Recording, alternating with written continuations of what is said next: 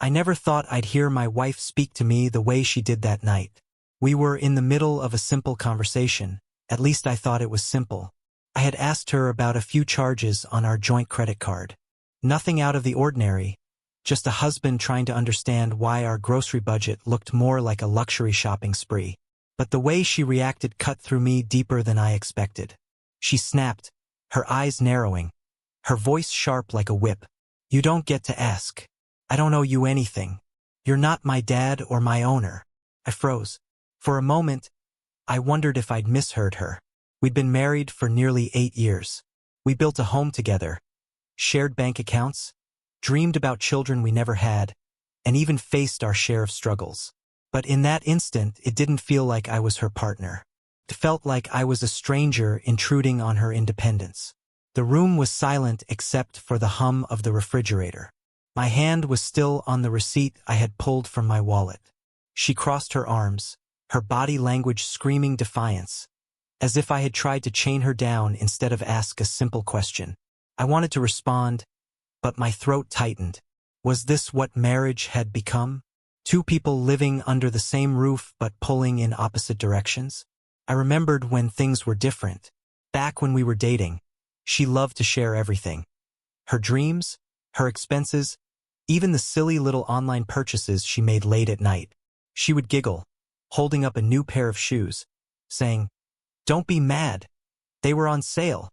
We used to laugh together.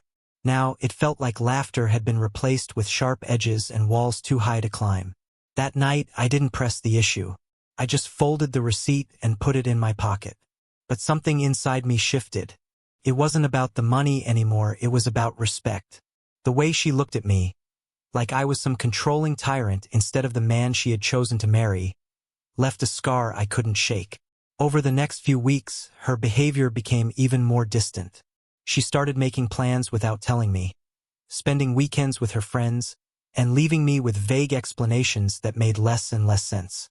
When I asked where she was going, she would roll her eyes. "You don't have to know everything, James. I'm allowed to have a life." Of course, she was allowed. I never wanted to cage her in. But wasn't marriage supposed to mean sharing a life, not living two parallel ones that occasionally crossed paths? At work, I found myself distracted, replaying her words over and over in my mind. "You don't get to ask. You're not my dad or my owner." The more I thought about it, the more it felt like she was tearing down the very foundation of what we had built. Partnership had turned into a battlefield of independence versus unity. Friends noticed the change in me. My coworker Michael asked if everything was okay at home. I brushed it off, but deep down I knew things were spiraling. The breaking point came one Saturday morning. I woke up to an empty side of the bed and a text that said, "Don't wait up. I'll be out late." No explanation, no apology. Just cold, dismissive words that felt more like a teenager sneaking out than a wife respecting her husband. That was the first time I considered whether she still wanted to be married, or if she just wanted the perks of marriage without the responsibility. I didn't confront her right away. Instead, I started paying attention. Not in a paranoid way, but in the way a man does when his instincts tell him something isn't right. I noticed her phone was always face down. Her laughter, once loud and free, was quieter, almost secretive. She guarded her conversations as if they were state secrets.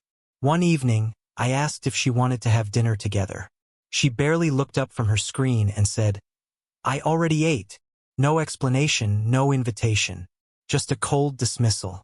The woman who once begged me to sit with her during her late-night ramen sessions now acted like my presence was an inconvenience. The more distance grew between us, the more I felt like a ghost in my own house. And yet, I couldn't shake her words. "You're not my dad. You're not my owner." I wasn't trying to be either. I just wanted honesty. Then came the night everything cracked wide open. I was in the kitchen when her phone lit up on the counter.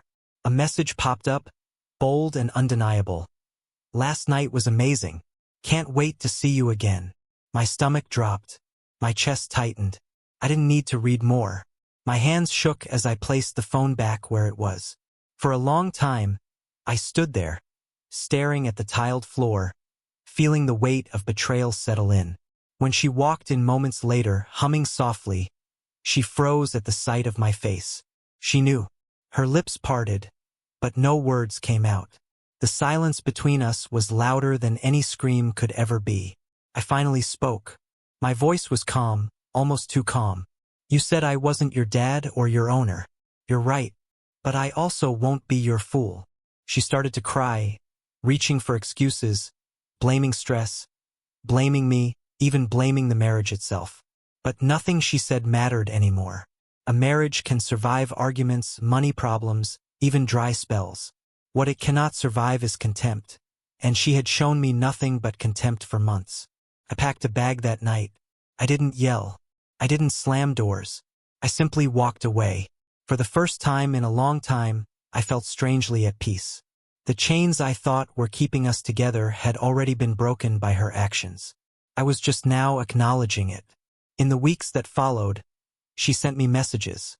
Long paragraphs swinging between apologies and accusations. She wanted to talk, but only on her terms.